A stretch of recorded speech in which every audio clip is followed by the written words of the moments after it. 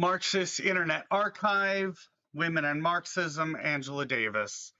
Angela Davis, 1981, Women, Race, and Class, The Approaching Obsolescence of Housework, A Working Class Perspective.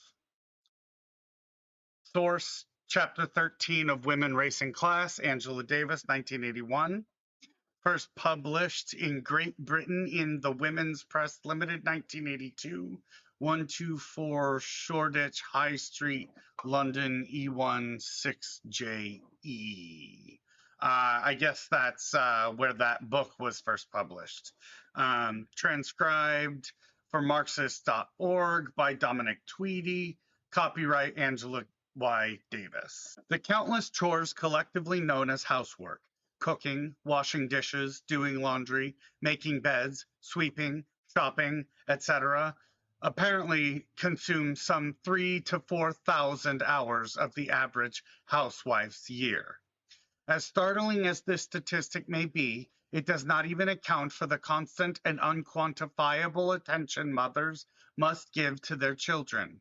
Just as a woman's maternal duties are always taken for granted, her never-ending toil as a housewife rarely occasions expressions of appreciation within her family. Housework, after all, is virtually invisible. No one notices it until it isn't done. We notice the unmade bed, not the scrubbed and polished floor. Invisible, repetitive, exhausting, unproductive, uncreative. These are the adjectives which most perfectly capture the nature of housework. The new consciousness associated with the contemporary women's movement has encouraged increasing numbers of women to demand that their men provide some relief from this drudgery. Already more men have begun to assist their partners around the house, some of them even devoting equal time to household chores. But how many of these men have liberated themselves from the assumption that housework is women's work? How many of them would not characterize their house cleaning activities as helping their women partners? If it were at all possible simultaneously to liquidate the idea that housework is women's work and to redistribute it equally to men and women alike, would this constitute a satisfactory solution? While most women would joyously hail the advent of the house husband, the desexualization of domestic labor would not really alter the oppressive nature of the work itself. In the final analysis, neither women nor men should waste precious hours of their life on work that is neither stimulating nor productive. One of the most closely guarded secrets of advanced capitalist societies involves the real possibility, of radically transforming the nature of housework. A substantial portion of the housewife's domestic tasks can actually be incorporated into the industrial economy. In other words, housework need no longer be considered necessarily and unalterably private in character. Teams of trained and well-paid workers moving from dwelling to dwelling, engineering technologically advanced cleaning machinery, could swiftly and efficiently accomplish what the present-day housewife does so arduously and primitively. Why the shroud of silence surrounding this potential of radically redefining the nature of domestic labor? Because the capitalist economy is structurally hostile to the industrialization of housework. Socialized housework implies large government subsidies in order to guarantee accessibility to the working class families whose need for such services is most obvious. Socialized housework implies large government subsidies in order to guarantee accessibility to the working class families whose need for such services is most obvious. Since little in the way of profits would result, industrialized housework, like all unprofitable enterprises, is anathema to the capitalist economy. Nonetheless, the rapid expansion of the female labor force means that more and more women are finding it increasingly difficult to excel as housewives according to the traditional standards. In other words, the industrialization of housework, along with the socialization of housework, is becoming an objective social need. Housework, as individual women's private responsibility as a female labor performed under primitive technical conditions, may finally be approaching historical obsolescence. Although housework as we know it today may eventually become a bygone relic of history, prevailing social attitudes continue to associate the eternal female condition with images of brooms and dustpans, mops and pails, aprons and stoves, pots and pans. And it is true that women's work from one historical era to another has been associated in general with the homestead, yet female domestic labor has not always been what it is today. For like all social phenomena, housework is a fluid product of human history. As economic systems have arisen and faded away, the scope and quality of housework have undergone radical transformations. As Friedrich Engels argued in his classic work on the origin of the family, private property, and the state, sexual inequality as we know it today did not exist before the advent of private property. During early eras of human history, the sexual division of labor within the system of economic production was complementary as opposed to hierarchical. In societies where men have been responsible for hunting wild animals and women in turn for gathering wild vegetables and fruits, both sexes performed economic tasks that were equally essential to their community's survival, because the community during those eras was essentially an extended family. Women's central role in domestic affairs meant that they were accordingly valued and respected members of the community. The centrality of women's domestic tasks in pre-capitalist cultures was dramatized by a personal experience during a Jeep trip I took in 1973 across the Maasai Plains. On an isolated dirt road in Tanzania, I noticed 6 Maasai women enigmatically balancing an enormous board on their heads. As my Tanzanian friends explained, these women were probably transporting a house roof to a new village, which they were in the process of constructing. Among the Maasai, as I learned, women are responsible for all domestic activities, thus also for the construction of their nomadic people's frequently relocated houses.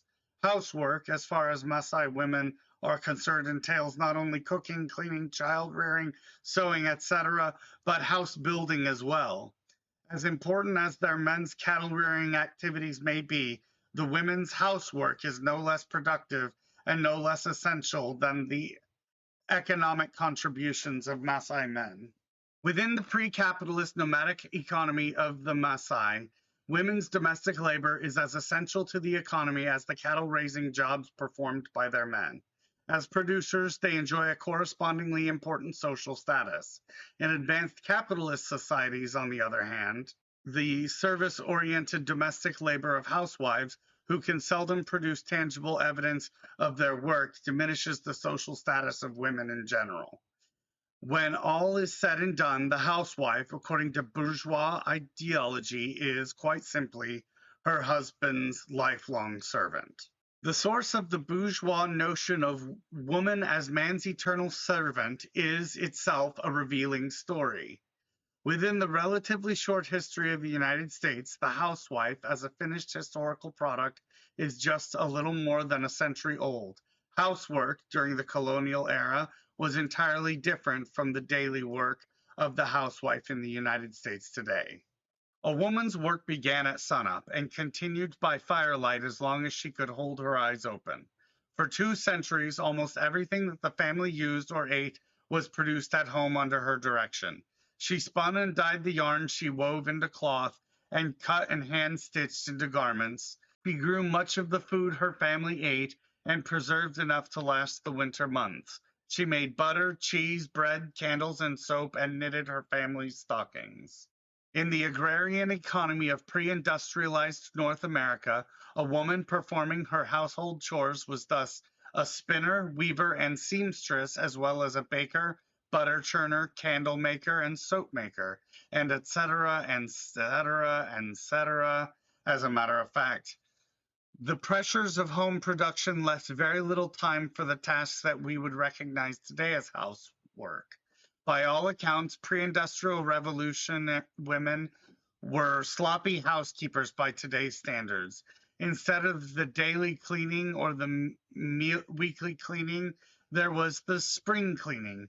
Meals were simple and repetitive, Clothes were changed infrequently, and the household wash was allowed to accumulate, and the washing done once a month, or in some households, once in 3 months. And of course, since each wash required the carting, heat, and heating of many buckets of water, higher standards of cleanliness were easily discouraged. Colonial women were not house cleaners or housekeepers, but rather full-fledged and accomplished workers within the home-based economy. Not only did they manufacture most of the products required by their families, they were also the guardians of their families' and communities' health. It was the colonial woman's responsibility to gather and dry wild herbs used as medicines. She also served as doctor, nurse, and midwife within her own family and in the community. Included in the United States Practical Recipe Book, a popular colonial recipe book, are recipes for foods as well as for household chemicals and medicines. To cure ringworm, for example, obtain some bloodroot, slice it in vinegar, and afterwards wish the place affected with the liquid. Wash. Oh, wash. Wish there means wash. The economic importance of women's domestic functions in colonial America was complemented by their visible roles in economic activity outside the home. It was entirely acceptable, for example, for a woman to become a tavern keeper. Women also ran sawmills and grist mills, caned chairs and built furniture, operated slaughterhouses, printed cotton and other cloth, made lace, and owned and ran dry goods and clothing stores. They worked in tobacco shops, drug shops where they sold concoctions they made themselves, and general stores that sold everything from pins and meat and general stores that sold everything from pins to meat scales. Women ground eyeglasses, made cards for wool carding, and even were house painters. Often they were the town undertakers. The post-revolutionary surge of industrialization The post-revolutionary surge of industrialization resulted in a proliferation of factories in the northeastern section of the new country. New England's textile mills were the factory system's successful pioneers. Since spinning and weaving were traditional female domestic occupations, women were the first workers recruited by the mill owners to operate the new power looms. Considering the subsequent exclusion of women from industrial production in general, it is one of the first industrial workers were women. As industrialization advanced, shifting economic production from the home to the factory, the importance of women's domestic work suffered a systematic erosion. Women were the losers in a double sense. As their traditional jobs were usurped by the burgeoning factories, the entire economy moved away from the home, leaving many women largely bereft of significant economic roles.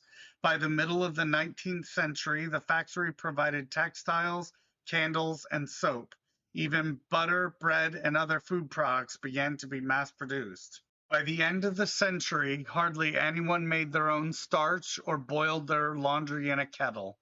In cities, women bought their bread at, and at least their underwear ready-made, sent their children out to school and probably some clothes out to be laundered, and were debating the merits of canned foods. The flow of industry had passed on and had left idle the looms in the attic and the soap kettle in the shed. As industrial capitalism approached consolidation, the cleavage between the new economic sphere and the old home economy became ever more rigorous. The physical relocation of economic production caused by the spread of the factory system was undoubtedly a drastic transformation. But even more radical was the generalized revaluation of production necessitated by the new economic system. While home manufactured goods were valuable primarily because they fulfilled basic family needs, the importance of factory produced commodities resided overwhelmingly in their exchange value. in their ability to fulfill employers' demands for profit. This revaluation of economic production revealed, beyond the physical separation of home and factory, a fundamental structural separation between the domestic home economy and the profit oriented economy of capitalism. Since housework does not generate profit, domestic labor was naturally defined as an inferior form of work as compared to capitalist wage labor. An important ideological byproduct of this radical economic transformation was the birth of the housewife. Women began to be ideologically redefined as the guardians of a devalued domestic life. As ideology, however, this redefinition of women's place was boldly contradicted by the vast numbers of immigrant women flooding the ranks of the working class in the Northeast. These white immigrant women were wage earners first and only secondarily housewives. And there were other women, millions of women, who toiled away from home as the unwilling producers of the slave economy in the South. The reality of women's place in 19th century US society involved white women whose days were spent operating factory machines for wages that were a pittance as surely as it involved black women who labored under the coercion of slavery. The housewife reflected a partial reality, for she was really a symbol of the economic prosperity enjoyed by the emerging middle classes. Although the housewife was rooted in the social conditions of the bourgeoisie and the middle classes, 19th century ideology established the housewife and the mother as universal models of womanhood. Since popular propaganda represented the vocation of all women as a function of their roles in the home, women compelled to work for wages came to be treated as alien visitors within the masculine world of the public economy. Having stepped outside their natural sphere, women were not to be treated as full-fledged wage workers. The price they paid involved long hours, substandard working conditions, and grossly inadequate wages. Their exploitation was even more intense than the exploitation suffered by their male counterparts. Needless to say, sexism emerged as a source of outrageous super profits for the capitalists. The structural separation of the public economy of capitalism and the private economy of the home have been continually reinforced by the obstinate primitiveness of the household labor. Despite the proliferation of gadgets for the home, domestic work has remained qualitatively unaffected by the technological advances brought on by industrial capitalism. Housework still consumes thousands of hours of the average housewife's year. In 1903, Charlotte Perkins Gilman proposed a definition of domestic labor which reflected the upheavals which had changed the structure and content of housework in the United States. The phrase domestic work does not apply to a special kind of work, but to a certain grade of work, a state of development through which all kinds pass. All industries were once domestic, that is, were performed at home and in the interests of the family. All industries have since that remote period risen to higher stages, except one or two which have never left their primal stage. The home, Gilman maintains, has not developed in proportion to our other institutions. The home economy reveals the maintenance of primitive industries in a modern industrial community and the confinement of women to these industries and their limited area of expression. Housework, Gilman insists, vitiates women's humanity. She is feminine more than enough as man is masculine more than enough, but she is not human as he is human. The house life does not bring out our humanness, for all the distinctive lines of human progress lies outside. The truth of Gilman's statement is corroborated by the historical experience of Black women in the United States. Throughout this country's history, the majority of Black women have worked outside their homes. During slavery, women toiled alongside their men in the cotton and tobacco fields. And when industry moved into the South, they could be seen in tobacco factories, sugar refineries, and even in lumber mills, and on crews pounding steel for the railroads. In labor, slave women were the equals of their men because they suffered a grueling sexual equality at work. They enjoyed a greater sexual equality at home in the slave quarters than did their white sisters who were housewives. Yeah, I mean, a lot of this I don't have comment on, really. Uh, in I guess I'm just taking it in. This is all like these are good words. I only had the one reaction to the poor usage of pre-capitalist. Everything else in here so far is, seems based. Did I take my morning meds? I sure did. I'm gonna take a break and put some music on and make some coffee. I'm about 3/8 of the way through. So making good time, good progress. This afternoon, I'm going to try to stream with another streamer, Bundle of Richards, and we're going to try to talk about, we might just do audio. We might try to stream together. I don't know. But we're going to talk about veteran experiences and experiences being surrounded by veterans. Um,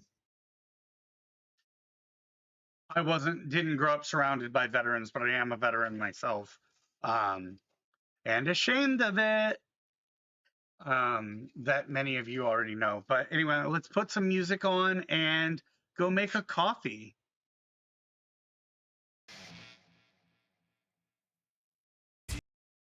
As a direct consequence of their outside work, as free women no less than as slaves, housework has never been the central focus of Black women's lives. They have largely escaped the psychological damage industrial capitalism inflicted on white middle class housewives, whose alleged virtues were feminine weakness and wifely submissiveness. Black women could hardly strive for weakness, they had to become strong, for their families and their communities needed their strength to survive. Evidence of the accumulated strengths Black women have forged through work, and more work can be discovered in the contributions of the many outstanding female leaders who have emerged within the Black community. Harriet Tubman, Sojourner Truth, Ida Wells, and Rosa Parks are not exceptional Black women as much as they are epitomes of Black womanhood. Black women, however, have paid a heavy price for the strength they have acquired and the relative independence they have enjoyed. While they have seldom been just housewives, they have always done their housework. They have thus carried the double burden of wage labor and housework, a double burden which always demands that working women possess the persevering powers of Sisyphus, as W.E.B. Du Bois observed in 1920. Some few women are born free, and some amid insults and scarlet letters achieve freedom. But our women in black had freedom thrust contemptuously upon them. With that freedom, they are buying an untrammeled independence, and dear as is the price they pay for it, it will in the end be worth every taunt and groan. Like their men, Black women have worked until they could work no more. Like their men, they have assumed the responsibilities of family providers. The unorthodox feminine qualities of assertiveness and self-reliance for which Black women have been frequently praised but more often rebuked are reflections of their labor and their struggles outside the home. But like their white sisters called housewives, they have cooked and cleaned and have nurtured and reared untold numbers of children. But unlike the white housewives who learned to lean on their husbands for economic security, Black wives and mothers, usually workers as well, have rarely been offered the time and energy to become experts at domesticity. Like their white working class sisters who also carry the double burden of working for a living and servicing husbands and children, Black women have needed relief from this oppressive predicament for a long, long time. The shortage, if not the absence, of public discussion about the feasibility of transforming housework into a social possibility bears witness to the blinding powers of bourgeois ideology. It is not even the case that women's domestic role has received no attention at all. On the contrary, the contemporary women's movement has represented housework as an essential ingredient of women's oppression. There is even a movement in a number of capitalist countries whose main concern is the plight of the housewife. Having reached the conclusion that housework is degrading and oppressive primarily because it is unpaid labor, this movement has raised the demand for wages. A weekly government paycheck, activists argue, is the key to improving the housewife status and the social position of women in general. The wages for housework movement originated in Italy, where its first public demonstration took place March 1974. Addressing the crowd assembled in the city of Mestre, one of the speakers proclaimed, "Half of the world's population is unpaid. This is the biggest class contradiction of all, and this is our struggle for wages for housework.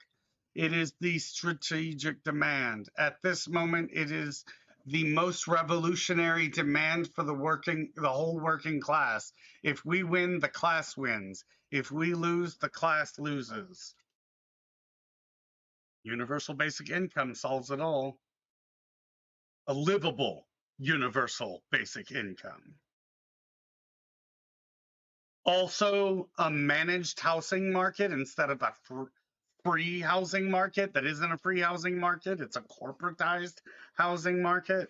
According to this movement's strategy, wages contain the key to the emancipation of housewives, and the demand itself is represented as the central focus of the campaign for women's liberation in general. Moreover, the housewife's struggle for wages is projected as the pivotal issue of the entire working class movement. The theoretical origins of the wages for housework movement can be found in an essay by Maria Rosa Dalla Costa entitled "Women and the Subversion of the Community." In this paper, Dalla Costa argues for a redefinition of housework based on her thesis that the private character of household services is actually an illusion. The housewife, she insists, only appears to be ministering to the private needs of her husband and children, for the real beneficiaries of her services are her husband's present employer and the future employers of her children. The woman has been isolated in the home, forced to carry out work that is considered unskilled, the work of giving birth to, raising, disciplining, and servicing the worker for production. Her role in the cycle of production remained invisible because only the product of her labor, the laborer, was visible. The demand that housewives be paid is based on the assumption that they produce a commodity as important and as valuable as the commodities their husbands produce on the job. Adopting Dalla Costa's logic, the wages for housework movement defines housewives as creators of the labor power sold by their family members as commodities under the capitalist market. Dalla Costa was not the first theorist to propose such an analysis of women's oppression. Both Mary Inman's In Women's Defense, 1940, and Margaret Benston's The Political Economy of Women's Liberation, 1969, define housework in such a way as to establish women as a special class of workers exploited by capitalism called housewives. That women's procreative, child-rearing, and housekeeping roles make it possible for their family members to work, to exchange their labor power for wages, can hardly be denied. But does it automatically follow that women in general, regardless of their class and race, can be fundamentally defined by their domestic functions?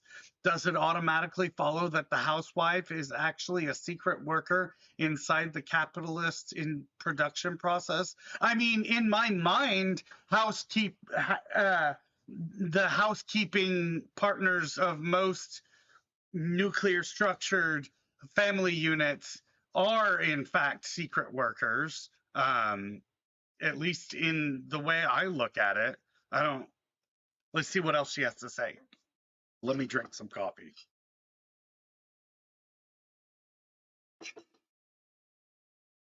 If the Industrial Revolution resulted in the structural separation of the home economy from the public economy, then housework cannot be defined as an integral component of capitalist production.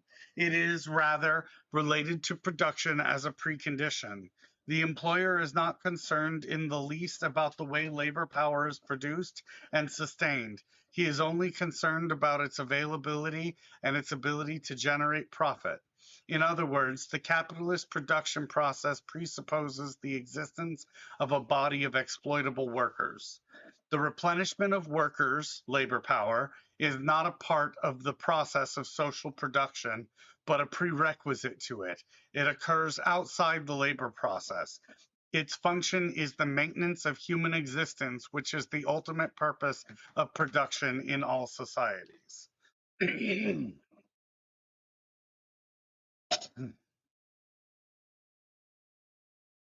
In South African society, where racism has led economic exploitation to its most brutal limits, the capitalist economy betrays its structural separation from domestic life in a characteristically violent fashion.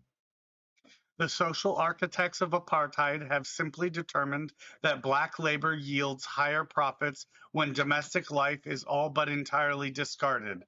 Black men are viewed as labor units whose productive potential renders them valuable to the capitalist class, but their wives and children are superfluous appendages, non-productive, the women being nothing more than adjuncts to the procreative capacity of the black male labor unit.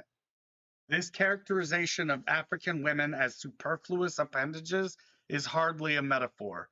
In accordance with South African law, unemployed black women are banned from the white areas, 87% of the country, even in most cases from the cities where their husbands live and work.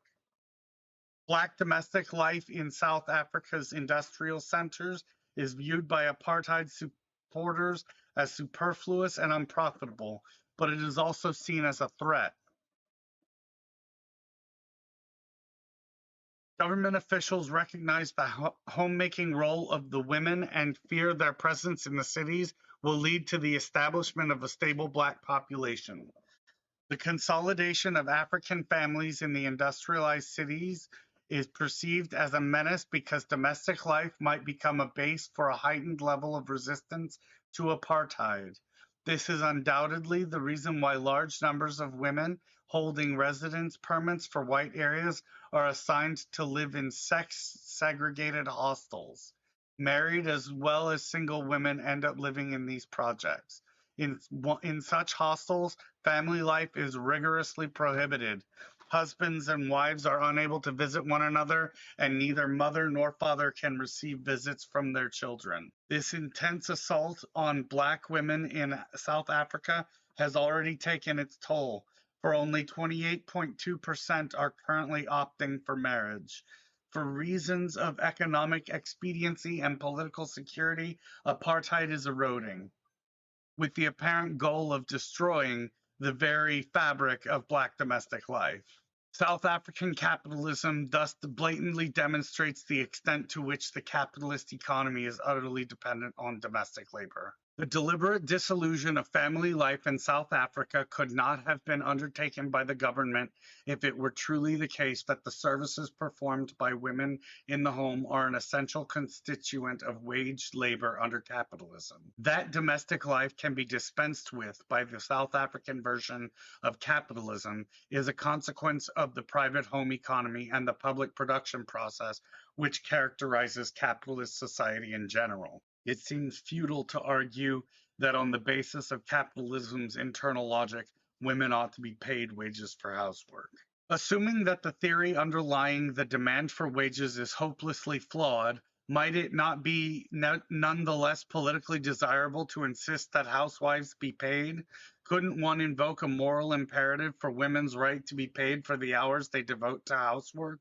The idea of a paycheck for housewives would probably sound quite attractive to many women, but the attraction would probably be short lived.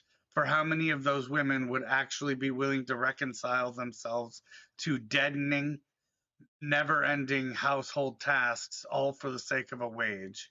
Would a wage alter the fact, as Lenin said, that petty housework crushes, strangles, stultifies, and degrades the woman, chains her to the kitchen and to the nursery, and wastes her labor on barbarously unproductive, petty, nerve wracking, stultifying, and crushing drudgery?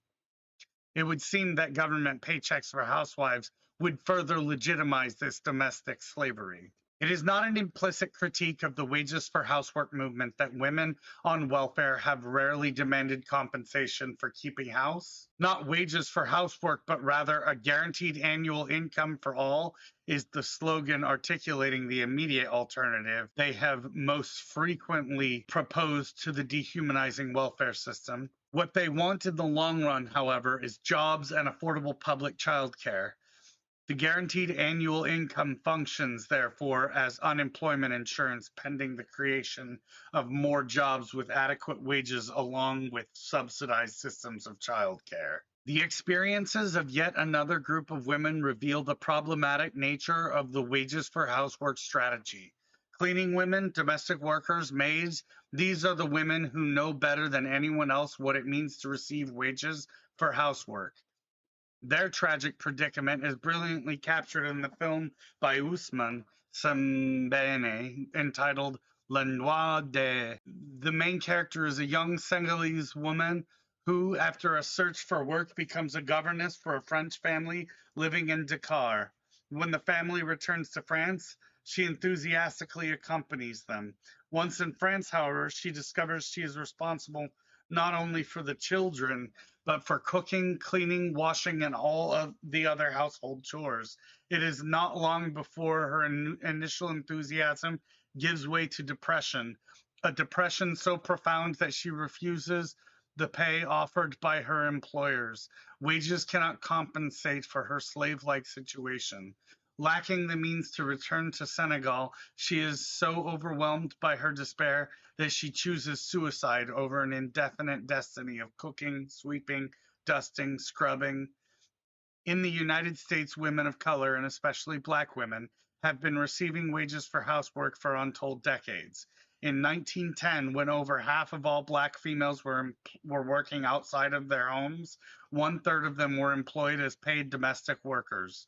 By 1920, over one half were domestic servants, and in 1930, the proportion had risen to 3 out of 5. One of the consequences of the enormous female employment shifts during World War II was a much welcomed decline in the number of Black domestic workers. Yet in 1960, one third of all Black women holding jobs were still confined to their traditional occupations. It was not until clerical jobs became more accessible to Black women that the proportion of Black women domestics headed in a definitely downward direction. Today, the figure hovers around 13%. The enervating domestic obligations of women in general provide flagrant evidence of the power of sexism. Because of the added intrusion of racism, vast numbers of Black women have had to do their own housekeeping and other women's home chores as well. And frequently, the demands of the job in a white woman's home have forced the domestic worker to neglect her own home and even her own children. As paid housekeepers, they have been called upon to be surrogate wives and mothers in millions of white homes.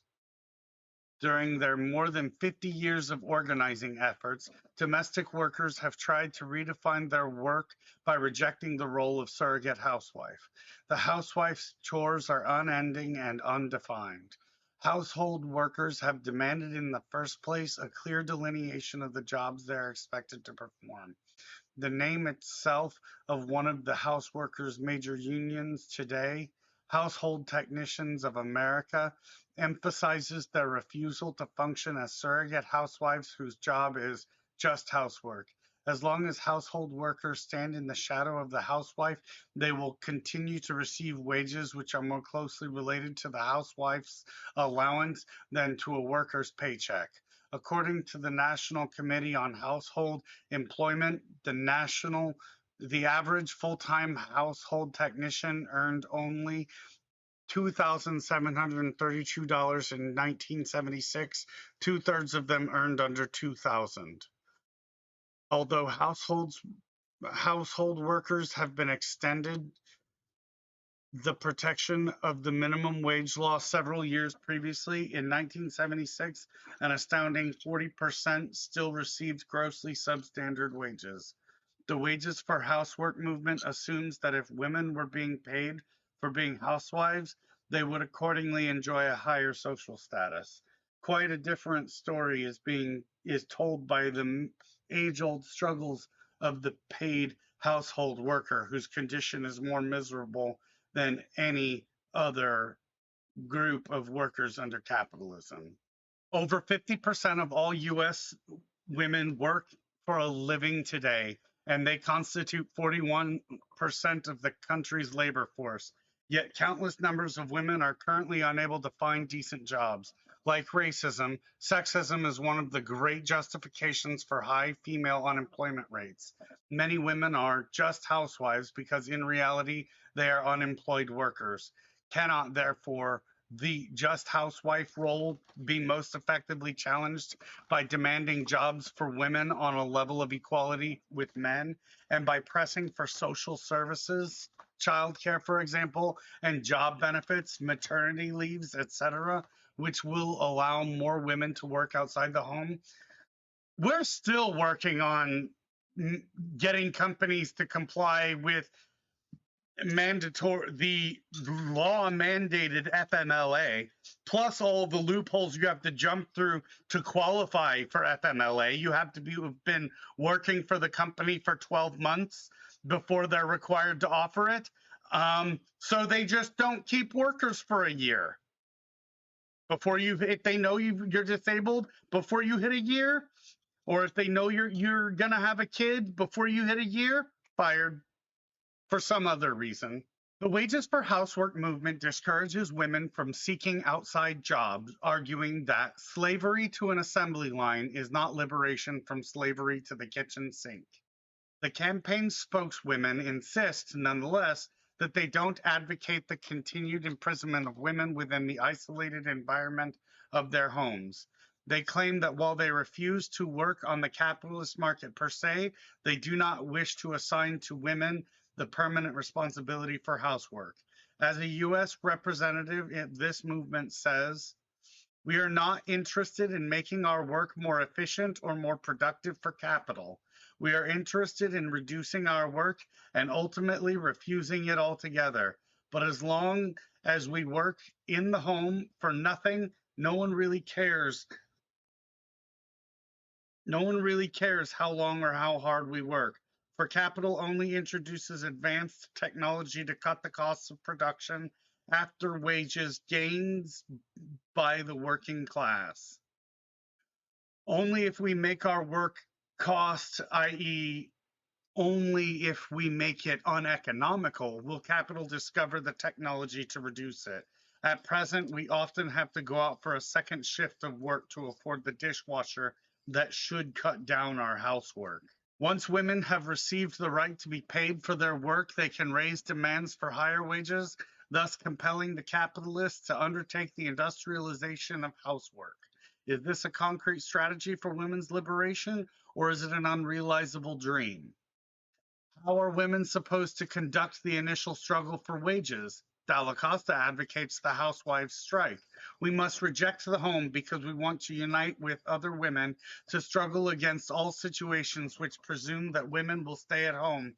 To abandon the home is already a form of struggle, since the social services we provide there would then cease to be carried out in those conditions. But if women are to leave the home, where are they to go? How will they unite with other women? Will they really leave their homes motivated by no other desire than to protest their housework? Is it not much more realistic to call upon women to leave home in search of outside jobs, or at least to participate in a massive campaign for decent jobs for women? Granted, work under conditions of capitalism is brutalizing work. Granted, it is uncreative and alienating, yet with all this, the fact remains that on the job, women can unite with their sisters and indeed with their brothers in order to challenge the capitalists at the point of production. As workers, as militant activists in the labor movement, women can generate the real power to fight the mainstay and beneficiary of sexism, which is the monopoly capitalist system. If the wages for housework strategy does little in the way of providing a long range solution to the problem of women's oppression, neither does it substantively address the profound discontent of contemporary housewives. Recent sociological studies have revealed that housewives today are more frustrated by their lives than ever before. When Anne Oley conducted interviews for her book, The Sociology of Housework, she discovered that even the housewives who initially seemed unbothered by their housework eventually expressed a very deep dissatisfaction. These comments came from a woman who held an outside factory job. Do you like housework? I don't mind it, I suppose. I don't mind housework because I'm not at it all day. I go to work and I'm only on housework half a day. If I did it all day, I wouldn't like it. Women's work is never done. She's on the go all the time. Even before you go to bed, you've got still got something to do. Emptying ashtrays, wash a few cups up, you're still working. It's the same thing every day. You can't sort of say you're not going to do it because you've got to do it, like preparing a meal. It's got to be done because if you don't do it, children won't eat. I suppose you get used to it. You just do it automatically. I'm happier at work than I am at home. What would you say are the worst things about being a housewife? I suppose you get days when you feel you get up and you've got to do the same old things. You get bored. You're stuck in the same routine. I think if you ask any housewife if they're honest, they'll turn around and say they feel like a drudge half the time. Everybody thinks when they get up in the morning, oh no, I've got the same old things to do today till I go to bed tonight. It's doing the same things, boredom. Would wages diminish this boredom? This woman would certainly say no. A full time housewife told Oakley about the compulsive nature of housework. The worst thing is, I suppose, that you've got to do the work because you are at home. Even though I've got the option of not doing it, I don't really feel like I could not do it because I feel I ought to do it. In all likelihood, receiving wages for doing this work would aggravate this woman's obsession. Oakley reached the conclusion that housework, particularly when it is a full time job, so thoroughly invades the female personality that the housewife becomes indistinguishable from her job. The housewife, in an important sense, is her job. Separation between the subjective and objective elements in the situation is therefore intrinsically more difficult. The psychological consequence is frequently a tragically stunted personality haunted by feelings of inferiority. Psychological liberation can hardly be achieved simply by paying the housewife a wage. Other sociological studies have confirmed the acute disillusionment suffered by contemporary housewives. When Myra Fury interviewed over 100 women in a working community near Boston, almost twice as many housewives as employed wives said they were dissatisfied with their lives. Needless to say, most of the working women did not have inherently fulfilling jobs. They were waitresses, factory workers, typists, supermarket and department store clerks, etc. Yet their ability to leave the isolation of their homes, getting out and seeing other people, was as important to them as their earnings. Would the housewives who felt they were going crazy staying at home welcome the idea of being paid for driving themselves crazy? One woman complained that staying at home all day is like being in jail. Would wages tear down the walls of her jail? The only realistic escape path from this jail is the search for work outside the home. Each one of the more than 50% of all US women who work today is a powerful argument for the alleviation of the burden of housework. As a matter of fact, enterprising capitalists have already begun to exploit women's new historical need to emancipate themselves from their roles as housewives. Endless profit making fast food chains like McDonald's and Kentucky Fried Chicken bear witness to the fact that more women at work means fewer daily meals prepared at home. However unsavory and unnutritious the food, however exploitative of their workers, these fast food operations call attention to the approaching obsolescence of housework. What is needed, of course, are new social institutions to assume a good portion of the housewife's old duties. This is the challenge emanating from the swelling ranks of women in the working class. The demand for universal and subsidized childcare is a direct consequence of the rising number of working mothers. And as more women organize around the demand for jobs on the basis of full equality with men, serious questions will increasingly be raised about the future viability of women's housewife duties. It may be true that slavery to an assembly line is not in itself liberation from the kitchen sink, but the assembly line is doubtlessly the most powerful incentive for women to press for the elimination of their age-old domestic slavery. The abolition of housework as the private responsibility of individual women is clearly a strategic goal of women's liberation, but the socialization of housework, including meal preparation and childcare, presupposes an end to the profit motives reign over the economy. The only significant steps towards ending domestic slavery have in fact been taken in the existing socialist countries. Working women, therefore, have a special and vital interest in the struggle for socialism. Moreover, under capitalism, campaigns for jobs on an equal basis with men, combined with movements for institutions such as subsidized public health care, contain an explosive revolutionary potential. This strategy calls into question the validity of monopoly capitalism and must ultimately point in the direction of socialism. I agree. And for real, this was 1981. It is 2023. Women still get paid less than men for the same work. What the fuck are we doing?